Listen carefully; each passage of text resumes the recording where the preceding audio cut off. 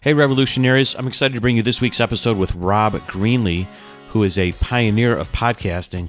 But before we get started, I wanted to give a shout out to Nick Geo612, who left a 5-star review in iTunes, and he says, great podcast for anyone curious about an alternate path to wealth, happiness, and freedom down the road of technology and self-improvement.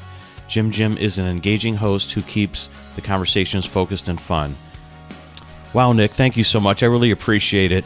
Man, you have a way with words. I should really hire you as my marketing director or something.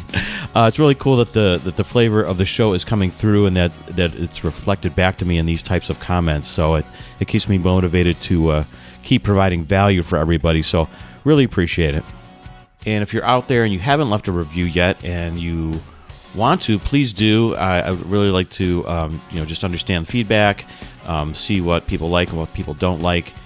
You can go to iTunes and click. There's a little box up there that says ratings and reviews, and you can type in a review and leave your screen name or email or whatever it is. And that would be great to see more of those as we go forward. So back to Rob Greenlee. I really love this interview. This guy is really a legend in the podcasting space. He's been podcasting since 2004. That's right, 2004, not 2014, but 2004. And he's been in all aspects of broadcasting and radio and worked with NPR people and, iHeartRadio people down in LA. And he's really got a great perspective on the history and his thoughts on the digital space in general. And he comes from a marketing background. And you got to hear this story about his relationship to orange juice. So it's really great. And here's the episode.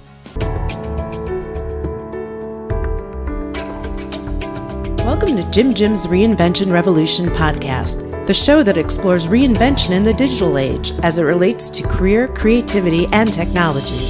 Stay tuned for interviews with professionals, entrepreneurs, and creatives that have reimagined success and are making a pivot.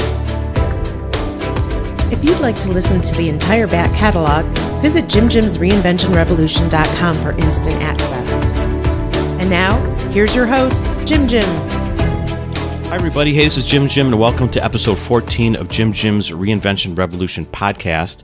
And I'm talking today with Rob Greenlee, who is a pioneer of podcasting and stands out as one of the real go-to gurus of the space.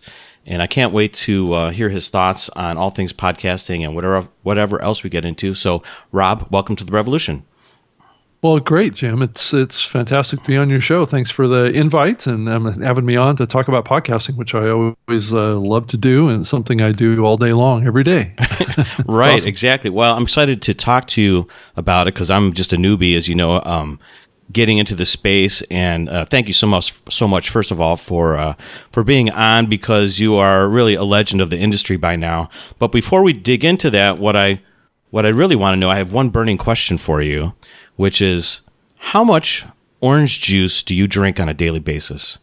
Actually, I don't really drink much orange juice anymore at all. I think I drank too much of it in the past, so I kind of burned out of orange juice, quite honestly. Oh, you burned out, okay? Because you sent me this little piece that says somehow you came up that you're a Guinness World Record holder, first of all, of the largest glass of orange juice. Is this still a record? Yes. It still is. And from what I understand, there's nobody that's bothered to try and beat it. I think it's a little expensive of a project to try and beat building the world's largest glass of orange juice. Yeah, it's not an easy project. I can't imagine it would be. I spent like $26,000 building this world's largest glass of orange juice. $26,000. Wow. Well, it wasn't my personal money. It was I was actually working for the Florida Department of Citrus, which is one of the largest producers and sellers of fresh citrus and orange juice in the world. So I had a marketing budget back when I was working for them, and I built this glass as kind of like a marketing strategy. I built a advertising campaign, TV ads, billboard ads, radio ads around this concept, and I worked with our retailers like grocery store retailers in partnership with like Tropicana and Minute Maid and Florida's Natural, those kind of brands, to build a promotion around drinking more orange juice. So that was the whole of the glass I traveled around the country using as a sampling tool. So if you just go to Google and just do a search for world's largest glass of orange juice, you can actually see this. And I would take it to grocery stores and I'd set it up and sample orange juice out of it. And it held like 750 gallons of orange juice. So you had to be fairly committed to ordering and filling it up with a lot of orange juice. So I had great partners like Tropicana and those folks that would ship out pallets of bag and box kind of orange juice, pasteurized orange juice. I see. I'd fill right, the kind of industrial packaging. Yeah, size. I mean, this huge pallets of 350 gallons of Florida orange juice, and I'd fill up the glass and do a big promotion in a city, and people would come out to the grocery store and sample the orange juice, and hopefully they would go over to the refrigerator case and buy a half gallon of it. Wow. That's pretty wild. Well, it sounds like it must have worked great because you got all this press coverage of it, obviously. You set this Guinness Book World Record. Oh, yeah. I'm just looking at some of the data here. So it said it measured 6 feet, 9 inches high, I guess, with, over 600, you said 700 gallons of 100%, pure orange juice when it was in there. So what a crazy thing. And, the reason why I'm asking about it, other than it's amazing thing that you were involved in and that you had to do this kind of technical design of and marketing concept around, was that you mentioned that you were in marketing before you ever got into podcasting. Oh, yeah. And I was wondering what was going on at the time. And, you started podcasting way back when, in around 2004, maybe even beforehand. You were doing some other things in terms of just broadcasting. How did you make the shift, or what was interesting about coming into this world from the marketing world that you were in? Well, it was really as simple as I was just looking to do marketing of some services that I was providing back then. I was doing search engine marketing for companies back in those days, back in the early or the late 90s is when I started doing this, working with like Yahoo and Alta Vista and some of those, and working with companies to help them better market their products and services in the search engines. So I see. Were you working for a marketing organization, like a firm? That was my own company. It was my own company that I started back then, and we just walked into a radio station and in Seattle and said, "Are you doing a radio show about the internet and the web and the growth of this new medium that's developing?" Mm-hmm. And most of the radio stations I talked to said no, we're not. And that was back in the days when it was something new. This was in the late 90s. The .com boom was in progress. People were interested in it. It was very much of a mystique.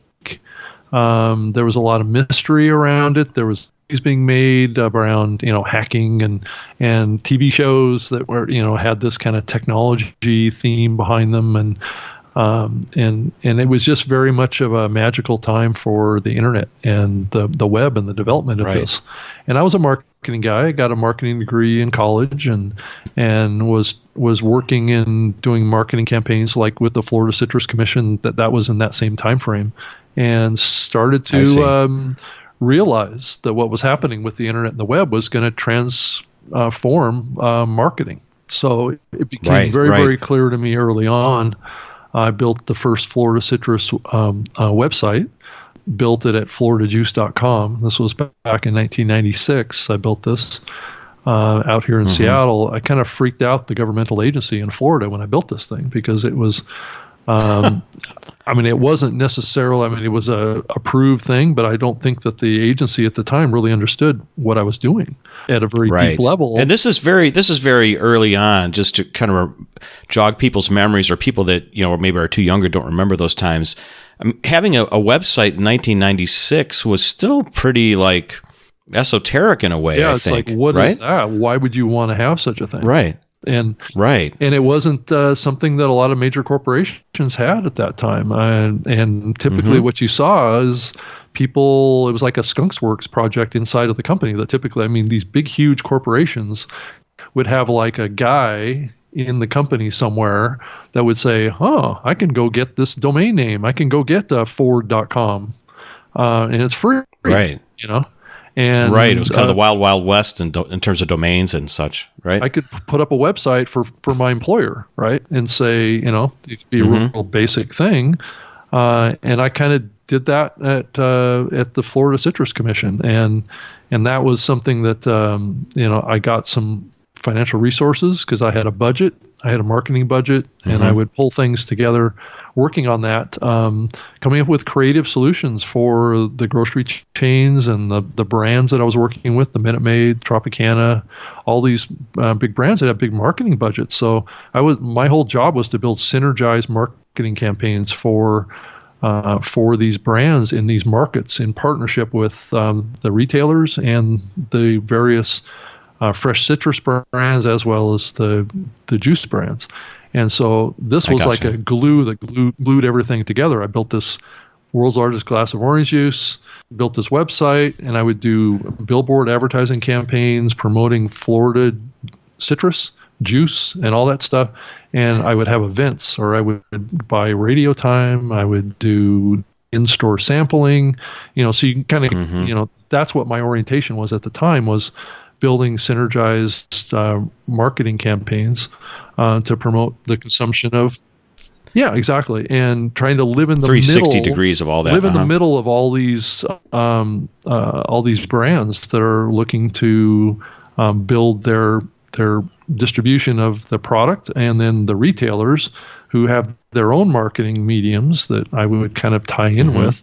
At the store level and in advertising that they were doing as well. So it was a very complex relationship. It was also very political too, because the Florida Citrus Commission was a governmental agency that my boss that I worked for in Florida actually reported to the governor.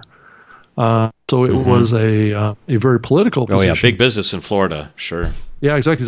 It's about an $8 billion industry, the Florida citrus industry. So it was a big time thing, and each of those growers paid a certain amount is like a tax into the state to fund these marketing programs. So that's kind of how I did it and why I got involved in it, and that's what led me into moving into doing the radio show. Was I was thinking about what was happening with the internet and the web, and I saw this phenomenon, and I started this radio show. It's called the WebTalk World Radio Show.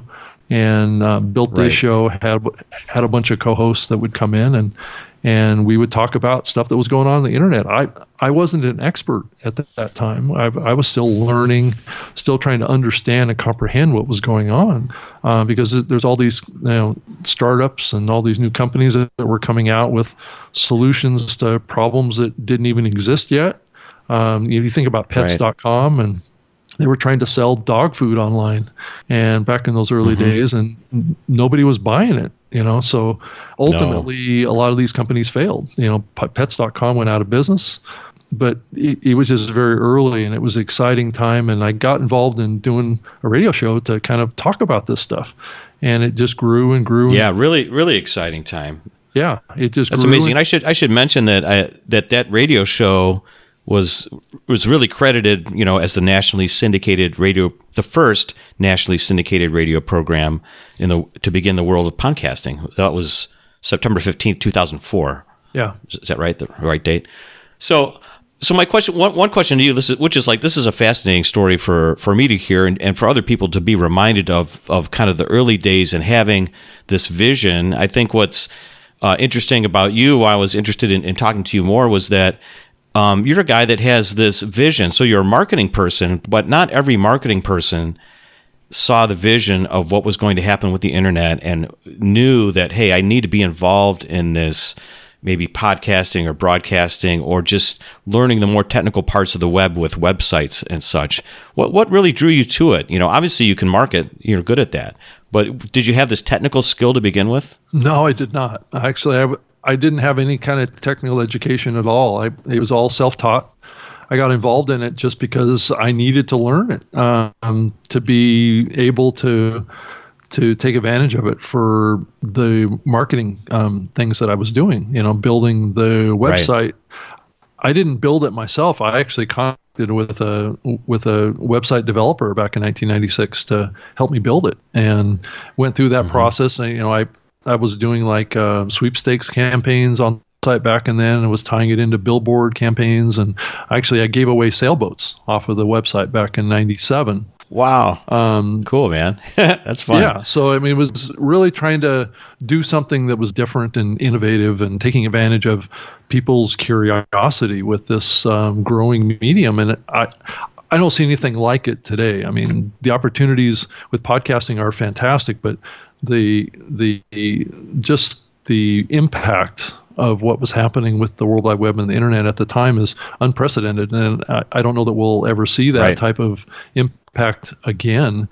Short of maybe virtual reality stuff or mixed reality could ultimately have a significant impact on our culture and our society and our business at that level. Yeah, I think so. Yeah, it is possible. We were talking, a few days ago, just discussing the possibilities of, augmented reality and self-driving autonomous cars. To me, there's 3 or 4 real structural things that are happening that, the internet was one particular thing, like you said, it really unleashed this revolution, especially in the early days in the 90s.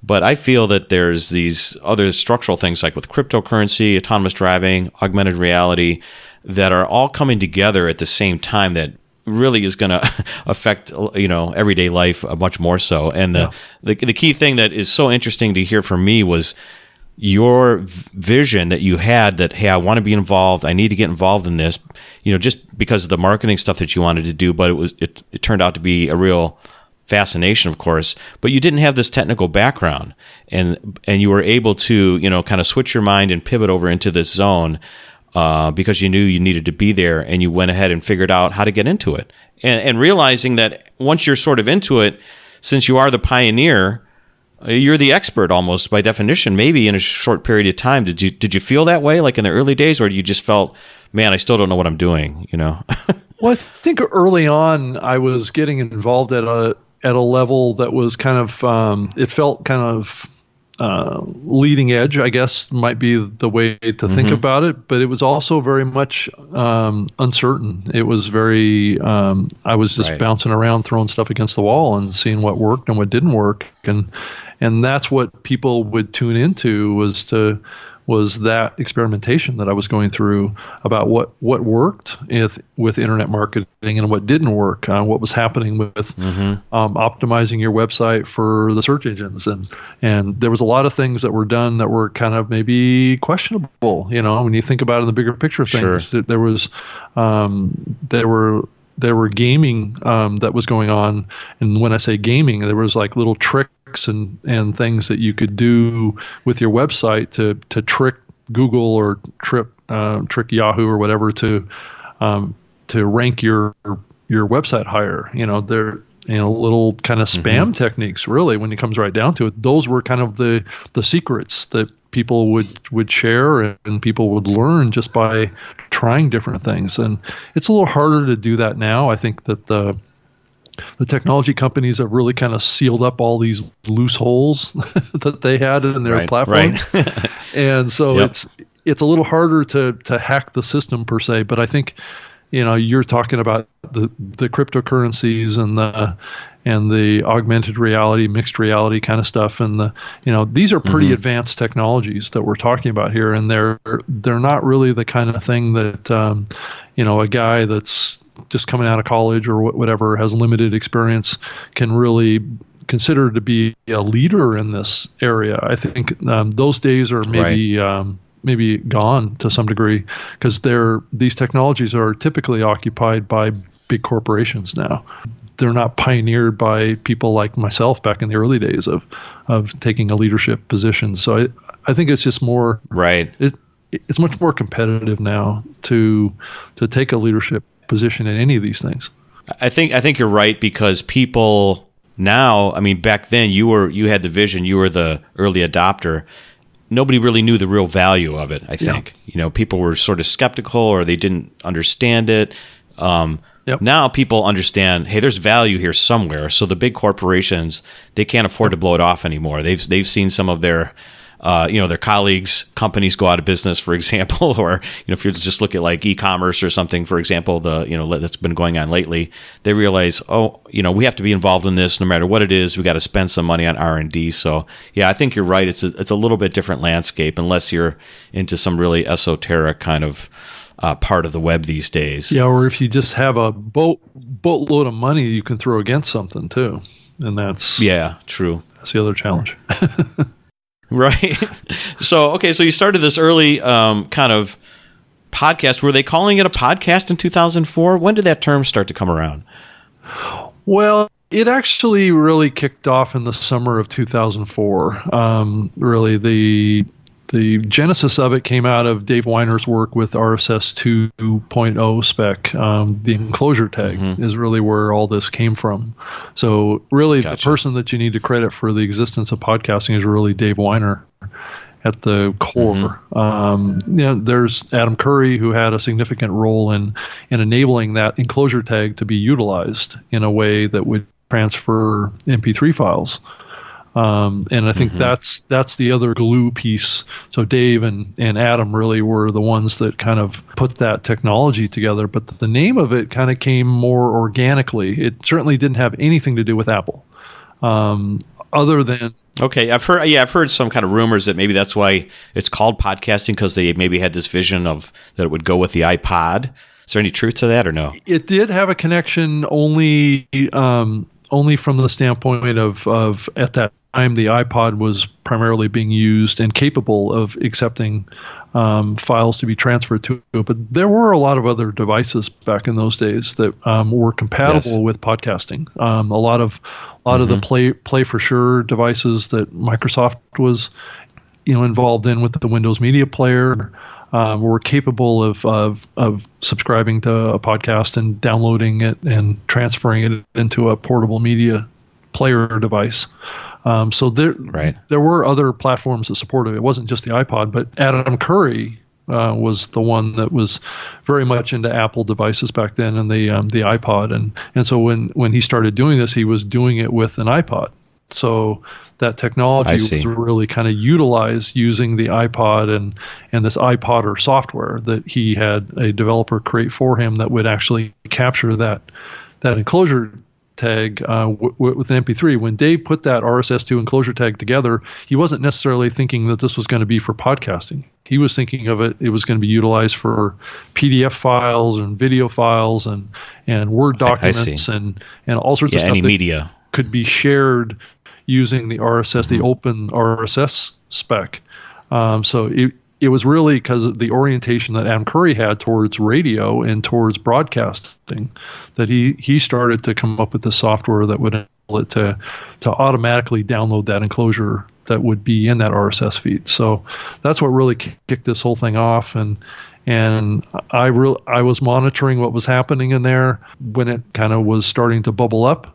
And it was a very simple thing for me because I had at that time, I had a custom blog built for me by a company out of the Ukraine. Oh, really? That's interesting. Yeah. Okay. And I had a custom blog built. It wasn't a WordPress thing or anything like that. And so I had an RSS feed already that I was using for my blog built into my new radio show website called webtalkradio.com is what it was back then. And that's still active today. If you go to webtalkradio.com, you can actually get access to a lot of the archives of the shows that I did in the past. But that website was very much focused on blogging and on streaming of my radio show. And so the RSS feed was just kind of like, I wanted to get it out there and feed readers and things like that. So built into that was the capability of an enclosure tag because of the RSS2 spec. I supported the RSS2 spec. And so I just had my developers in Ukraine add the enclosure tag to my RSS feed, and I just added my MP3 to that, and I was podcasting. So it really wasn't a big deal for me back then because most of my audience was coming off streaming back then. Oh, okay. So not live streaming, but on demand streaming. I see. I was just going to ask you, I guess, two things that now that you're kind of bringing up two kind of categories for me here is, right, who's listening to this back then? And how big was the audience and what are people thinking about it? in terms of streaming and or sort of podcasting with the RSS feed? Was it growing where you have hundreds of listeners or thousands at this point, or is it so new that it's hard to find an audience? Well, podcasting for me back in that time, back in 2004, was not a significant part of my audience. I was getting most of my audience off of radio. I was on 15 broadcast radio stations, and then also on a lot of digital streaming stations also. I was working with a couple of public radio stations as well for a stripped down commercial free version of my show. So I was building audience. The numbers that I pulled together were around 1.3 million listeners per episode of what I was doing back then. And now that's a ballpark because I had radio distribution too, and there was no way for me to count specific audience on the radio side. I was also on the XM satellite radio network for 2 years too, through a relationship that I had with CNET Radio, which is cnet.com out of San Francisco. They owned 2 radio stations, one in Boston and one in San Francisco. And then they had a relationship with the XM platform for syndicating their content up to that. And I had a distribution deal with them. So that was a big part of my audience too, was the streaming side. So every Saturday and Sunday, my show would stream as though it was live, but it was on demand. It was pre-recorded on CNET Radio. Gotcha. So I would pick up a certain amount of listeners there. There was other platforms that I was on back then too. One, surprisingly, to probably a fair amount of people listening to this that are new to the medium, Microsoft was involved in an early podcasting-like platform that I had a relationship with too, called Sync and Go. And it worked with Windows XP and Pocket PC devices. And it basically had about 13 content providers on the platform, audio and video, that you would dock your Pocket PC device to your Windows XP machine. There was client software on the Windows machine and software in the Pocket PC device, and they would synchronize media files. So I got paid 25 cents per download by Microsoft to be on that platform. Wow, really? Yeah. Wow, that's pretty wild. So I'd never even heard of that platform. Yes, I was making about $5,000 a month just on the distribution of my show, my radio show, on the Sync and Go platform through Microsoft. And ironically, Microsoft decided to kill the Sync and Go platform before they launched their new Windows smartphone, and just as podcasting was taking off back in 2005. So that's so wild. And then 3 years later, I wound up going to Microsoft and running the podcast area for Zune. So I see. There's some interesting connections there. Yeah. Yeah. You know what? You bring up this. It's so cool that you're involved in all these aspects of, let's say, audio production, broadcasting, or like podcasting, which is now more maybe more narrowcasting in a way. Yeah. But how have you, or how does the industry think of, because you've seen this changing industry and it's continuing to change and evolve quickly. There was the traditional broadcast radio kind of concept of broadcasting, but now that you're starting this, streaming, digital distribution, podcasting thing, how does the radio industry view it, and how does the traditional talk radio industry, like the NPRs of the world, view what's going on with podcasting and your place in it? Because you sort of have played in all these worlds. How do you stay friends with everybody, or what's the attitude back and forth between the different channels? Well, I think if you look in it from a longer term perspective, when I was involved in doing this stuff back in the early days of the podcasting medium, I had pretty close relationships with the National Public Radio folks. They would fly out to Seattle to meet with Microsoft and Real Networks back in those days, because those were the two major distribution platforms for audio back in those days. Yeah. And I had close relationships with Real Networks as well as the Microsoft folks as well. They would actually give me server software for free for me to host my show on, because I was also hosting other people's radio shows on my platform too. I had built my own server farm of servers just to deliver my show at the scale that I was making it available. So I was working at a very deep level, helping other people too, and that's what kind of led me into what I'm doing today, is helping from a platform perspective. I kind of built my own early platform. So there was a lot of kind of experimentation that was going on back in those days around making my show available on these platforms, and streaming was a big part of it. Streaming was where most people were getting this content, because if you think about it, back in those days, bandwidth was not as abundant as it is today. Bandwidth was much more constrained. Most people back in the late 90s and early 2000s were still on dial-up. They were getting connections at maybe 56K at the fastest, and a lot of people were at maybe 36.6 or 28.8 modems.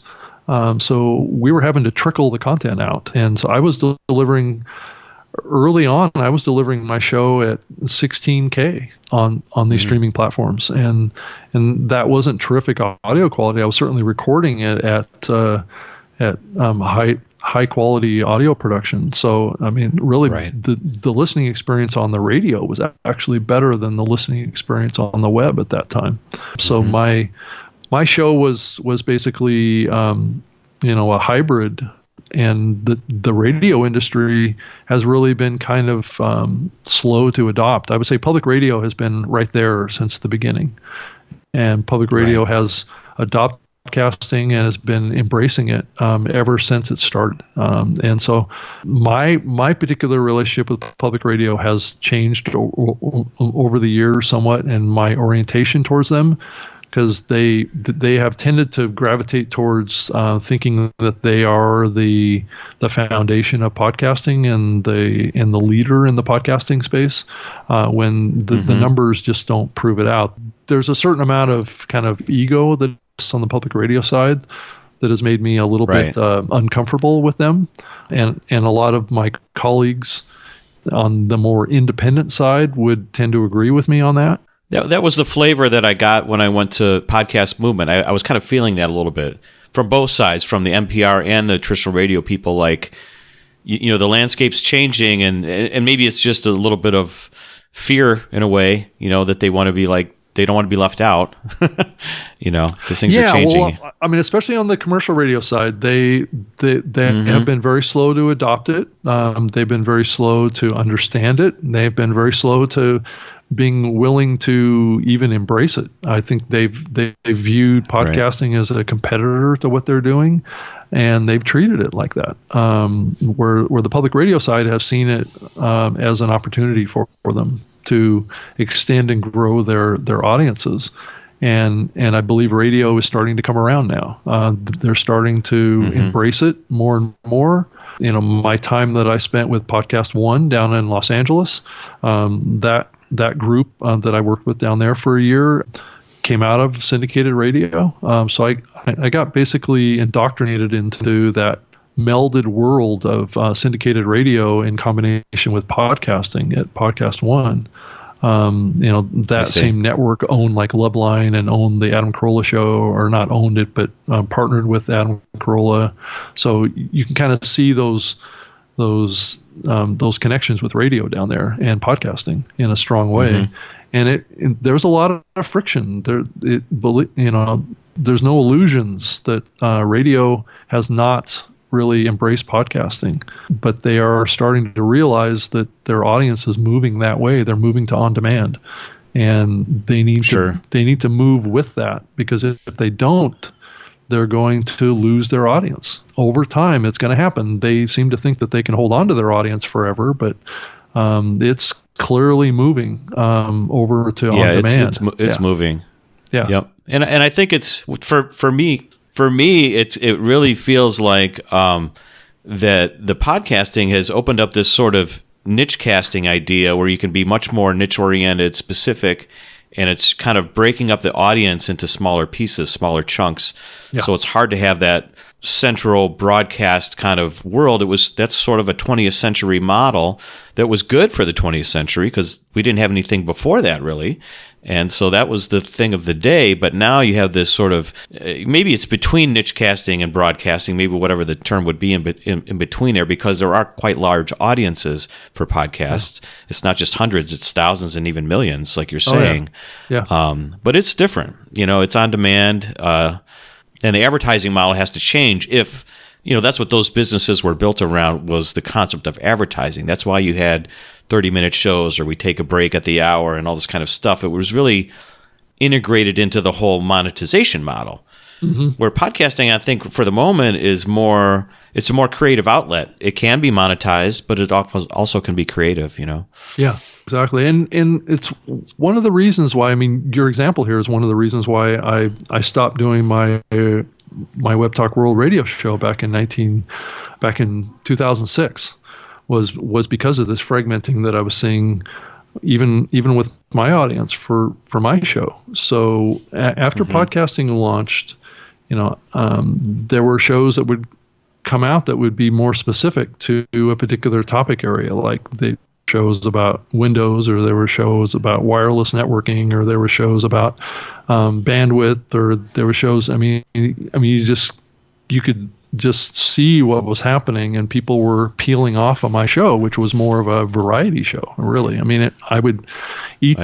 each episode I would talk about completely different topics. I would bounce around between talking about the wireless growth of bandwidth and to talking about a TV show like X-Files or something like that. I was all over the map. Or I would have Semantic on the show talking about internet security, or but all these big topic areas that were getting shows created just about that topic, internet security, or the X-Files would have a podcast about the X-Files. So or whatever. Right. I had a couple of the co-stars from the X-Files on my show. I would have other TV show stars on my show as well. I would have CEOs of like Scott Trade would come on my show to talk about online trading of stocks and those kinds of things. So I was all over the map. So there were shows that were coming up about finance or whatever, and I just saw my audience splintering. And so that's why I hopped out of radio and stopped doing the radio show and started really drilling into the niche aspects of podcasting. Yeah, it's fascinating. It's so fascinating that you got to live through this period of time when things were really kind of shifting and unstable under everybody's feet in this zone. It still is today, but it's those were the early times. Yeah, amazing. So let's fast forward a little bit in terms of where you find yourself now and kind of what you're thinking now, because I have some questions I want to ask you about. Kind of the future of podcasting as it's evolving with the kind of the world of Amazon these days. But so you were podcasting, like how did you get into starting to help people with really the technical aspects of podcasting, helping them develop shows? Because I know now that you're you've been at Spreaker for a while. So why don't you talk about your more recent experience? Well, yeah, and what you're doing. Work with Spreaker has really been focused on just kind of bringing some long-standing kind of podcasting experience to the platform, and then also I've got a lot of relationships in the industry that have developed over many years. But really, what attracted me to Spreaker and the connection that I have with the CEO Francesco is really about creating a complete platform and to build a platform that's got all of the tools that a podcaster needs to be successful, and have it be easy to use, and have it be cost effective, and have the reach and the capability and the user experience, which I've had a lot of thoughts about over the years myself about building my own platform like that. And I just saw the opportunity with Spreaker. They were pretty far down the path of building that kind of experience, end to end, from the being able to produce a podcast in the platform, live stream it, to being on the listener side too, to build listening experiences in apps and on the website that and distribution-wise too, building strong distribution to other platforms, like the iHeartRadio platform is a minority part owner in Spreaker as well, and so we have this integrated relationship. And then I'm also working with other major distribution partners out there too, like YouTube and Stitcher and all these other platforms out there, and other radio networks, other platforms. There's Spotify's coming on the scene more, Pandora's coming on the scene more, and just working with trying to build distribution for podcasting, whether it be on those platforms or places like Google, which is a hugely untapped opportunity for podcasting. That Google is working on a podcasting project right now. There's not a lot of details that can be shared about that, but they are working on something that will make podcasting a better experience on the Google platform. When you think about Android as the number one smartphone platform in the world, at the scale that it has, it's really underutilized in the podcasting space. I mean, if you look at the ratio between podcast listeners on iOS to Android, it's like 6-1. There's like 6 listeners of podcasts on iOS, and there's 1 on Android. And Android is like twice or 3 times the scale that iOS is. So, you just think about the potential missed audience that exists on the Android side that we're just not tapping into, because there's no first-party listening platform that's in the Android ecosystem today. It's something that third parties have tried to build platforms over there, like Stitcher and others, but they just haven't scaled. So they need to be built, integrated in, kind of like, to some degree, what I worked on when I was at Microsoft around Zune. It was a first-party experience. We had apps that were available on the Windows platform for listening to podcasts. I built podcast experiences on a Windows Media Center, places like that. Trying to get into platforms and build experiences where there's lots of users is the key, and that big hole that's missing right now. And I see that as the opportunity. And then if you want to talk about kind of future-looking stuff too, then there's the Amazon Echo platform. The smart speaker platforms are a potential opportunity for podcasting when you look into the future. Yeah, that's exactly what I wanted to ask you about. Yeah, I'm trying to understand the value of those things, and how do you, right now, like, I know that I haven't tried it with my own show, but I know you can, ask Alexa to play Joe Rogan's show, for example. Someone's very popular, and it comes right up. Is there some kind of can you explain the Alexa skill? This gets a little technical here, but I got to pick your brain while you're here, of how will podcasts get distributed through these voice speakers or smart speakers that are going to be in homes, or they're already in homes, from Apple, Google, etc. Well, they're already capable. I know Spreaker just launched a Spreaker platform skill on that platform here recently in the last month or so. So I have one sitting here on my desk, and all I have to do is say a certain word that I won't say to activate her. Okay. And right. And then all I have to do is ask her to activate Spreaker. And then I can get access to all of the 50,000 shows that are available through the skill in the Alexa platform. Now, I said that word, and she lit up. She was listening. Right, she's always listening. Yeah, she's always listening. So you have to be careful what you say. Even on a podcast, you have to be careful what you say, because oftentimes people will be listening to your show through speakers. And good point. And right. if you say that word, and especially if you say her name, and then you say some sort of a command, like the name of a show, right afterwards, Alexa will start playing that show right when you're doing your podcast. So, or you're listening to a podcast, and you could actually disrupt them listening to your show through Alexa too.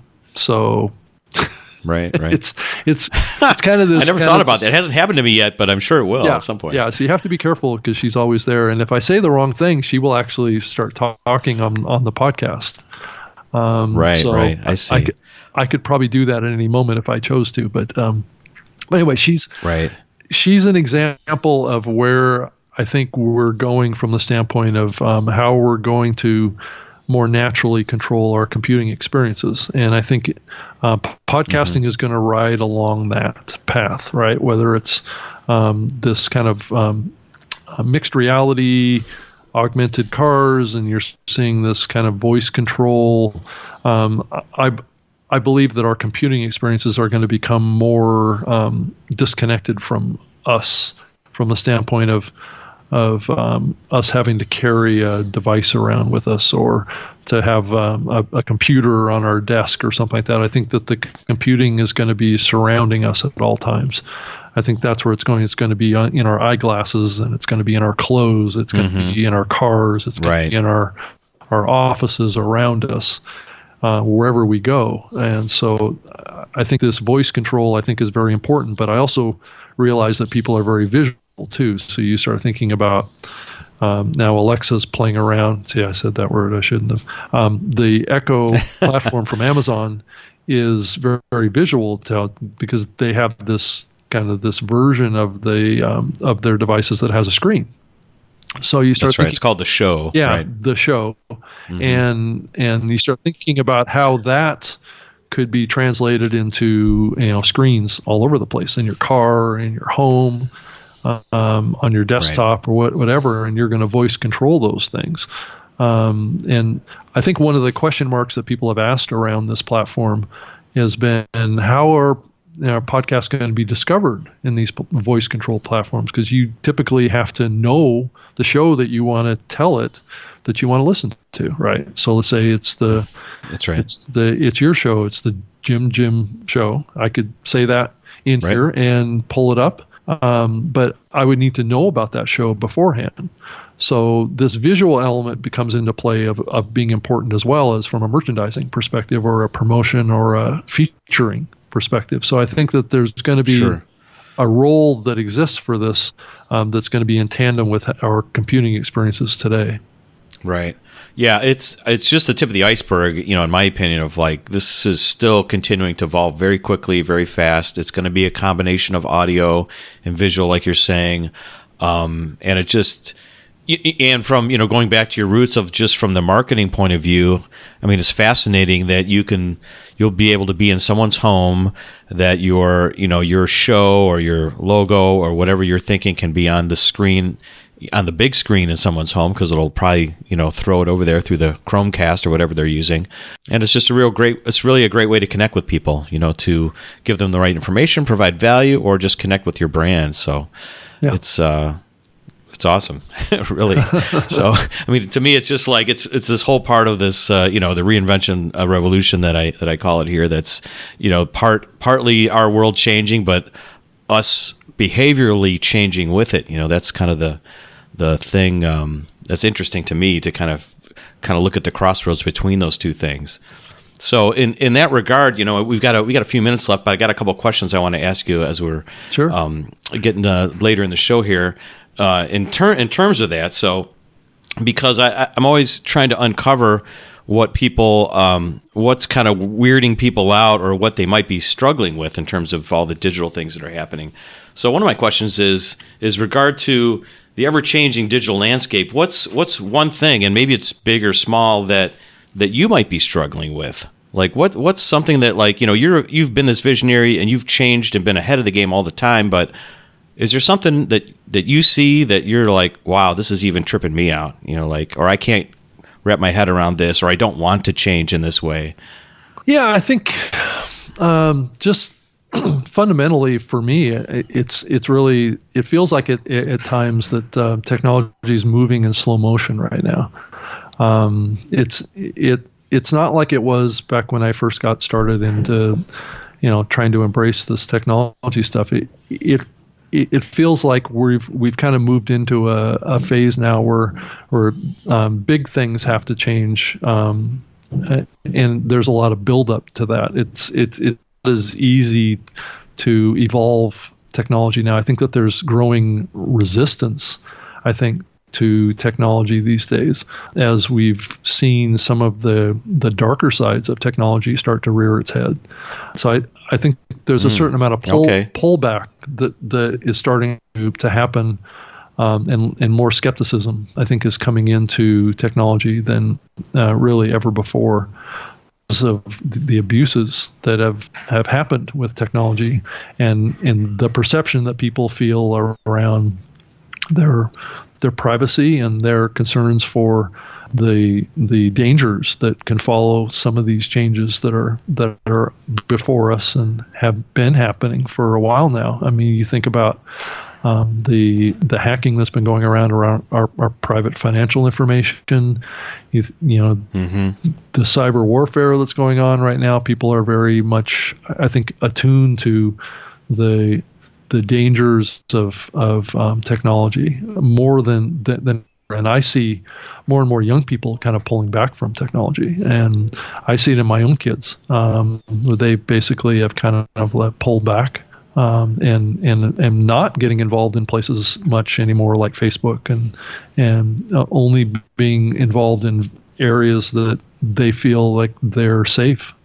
So I think that's part of. Oh, that's interesting. Wow. The big thing that I think that we're seeing happen is a little bit of a pullback and a reaction to what's been happening with technology. It hasn't always been used for good, and there's a lot of downsides to it. So you have to be careful with what's used, which is, I think, slowed it down. I think there was a lot more experimentation that was happening in the past because people didn't understand it. People were trying to discover something, and they were more idealistic about how they viewed technology. Where now it's like we've been, slapped around a couple times, and we're a little more skeptical. And I think mixed reality, augmented reality, I think access to big data, sharing about us. I think we very quickly get into what's called oftentimes called the freaky zone of how our information is being made available, whether it be publicly or off of websites, or and can be coalesced into creating profiles for either political purposes or otherwise. I mean, there's a lot of business applications that people are starting to tap into that, places like Apple are back on, saying, well, we are going to do our best to protect our users' privacy. It's becoming a marketing feature.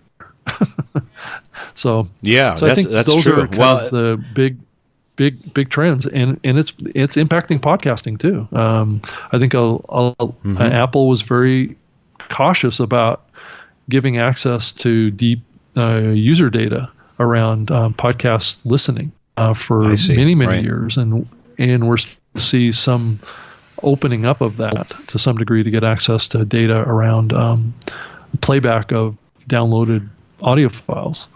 So here before the end of the year, we're going to see Apple kind of pull back the covers a little bit and expose access to playback data on subscribe to downloadable audio files that have been downloaded, because we haven't known what the playback has been. It's been like a black box of how many people are listening to subscribe to downloaded podcast episodes. We just don't know. You know that from maybe your host provider, but there's a lot of data within iTunes in terms of who's subscribing. Is that what you mean, to the larger? Yeah. So what we do know is when a listener downloads the episode, we just don't know if it was ever listened to. So if you think about iTunes will provide that. I gotcha. The implications for the advertising side are pretty significant, and there's going to be a reset in how people view the value of their shows too. I mean, how engaged are their audiences? Yeah, I was going to say, the engagement, because some of those arguments are out there similarly to like your number of Twitter followers, for example, and such. You might have 1 million, but it's really only a few thousand that you interact with or that are going to take some action if you ask them to, right? Yep. Well, very interesting. So cool. Well, that's a great perspective on, yeah, you're right. Some of the dark side of things, what I think is maybe some of the issues that we are so connected and it's mature now that when these darker things start to happen, they happen more quickly and it's more at scale now, where it's, millions of customers' data have been breached, where, before we just weren't as connected. Things didn't happen as quickly. So, that's great. Okay, so my other question is, and for you, maybe this has come so naturally and easy to you, but not for everyone. And I was thinking, what's one tip or technique that really helps you continually be able to reinvent yourself? Because you've been able to kind of, bob and weave your way through all this rapidly changing technology. Do you ever just get tired and think like, what, I don't want to learn one more piece of software or one other technique, but what enables you to just take a deep breath and keep plowing through? Yeah, I think what it is for me is the keeping other people in mind. And when I say other people, I'm talking about relationships with people online and being really accessible and being open to hearing other perspectives and other thoughts and learning from others on specifically online. I mean, I've really benefited from having friendships with people online that oftentimes I've never even met in person. So I think it's really important that we all kind of embrace our networks that we have of contacts and people that we know, and being a podcaster enables me to, and enables many, I think, to connect with people that they wouldn't normally be able to connect with, and it helps them be better people. But you also have to really be open to be able to tap into that, and you have to be able to add value to other people, and be engaged in a community, or engaged in helping others, as well as helping yourself through that process too. So I think that's been the key for me, is just being accessible, being available, having connections, and maintaining good, positive relationships, and not burning bridges, and keeping close connections to the areas that I have passion for and interest. And I think that's also another big key too, is focus on where your passions are, focus on where your priorities are in your own life and in your own mind about your values and how you want to grow and learn. I think you can benefit from learning from others in a huge way online, and podcasting is a perfect medium for that. So I encourage all your listeners to think about their own lives, and think about their professions, and think about their passions, and think, is there something that they can contribute and learn from others by starting a podcast, or being an online content creator, be a little bit less of just a consumer of content. I mean, not necessarily be less of a consumer. I think you have to be as much of a consumer as well as a creator to really create that synergized effect. You have to listen to others, but you also have to filter that, create your own unique content that contributes to the community and contributes to building those relationships that then can help you grow either professionally or personally. Right. Well, I think that's very sage advice, and I know that it's true just in my short time since I've been podcasting. So it's, forced me to reach out. It's forced me to figure out how to provide value, and it's really connecting me with a lot of interesting people that I can learn from, and vice versa, they can learn from me. So, yep. Right on with that. So that's helped me really be re-energized, and really is fostering the reinvention that I think we're all going to continue to need as all these technologies change. So Rob, thanks so much for being on the show. Before you get out of here, if people want to get in touch with you or interact with you, what's the best way for them to reach out? And if they're interested in podcasting or interested in Spreaker or whatever you got going on. Yeah, you can just reach out to me via email. You can just send it to rob@spreaker.com, and that's Spreaker with an R.com. You can also find me on Twitter at Rob Greenlee, and that's with 2 E's. I have a website, robgreenlee.com, and I also do 2 weekly podcasts. They're both live shows. One is a live video show, and the other one's a live audio show. One's called SpreakerLiveShow.com is where it's located, and then the other one I do, it's a live kind of YouTube and Facebook video show. It's called the New Media Show at newmediashow.com, and I do that with Todd Cochran, who's the CEO of Raw Voice Blueberry, which is another huge podcast hosting platform. So, okay. All right, great. Well, thanks so much. I'll have all that in the show notes. You can always go to JimJim'sReinventionRevolution.com to find that. Once again, Rob, thanks so much, and I hope to see you again soon. Yeah, well, thank you, Jim. Thank you for listening to Jim Jim's Reinvention Revolution podcast. If you want to hear more, join our mailing list at JimJimsReinventionRevolution.com. See you next time, and remember, the revolution has just begun. So dig in, embrace the process of reinvention, and start realizing the success you've always dreamed of.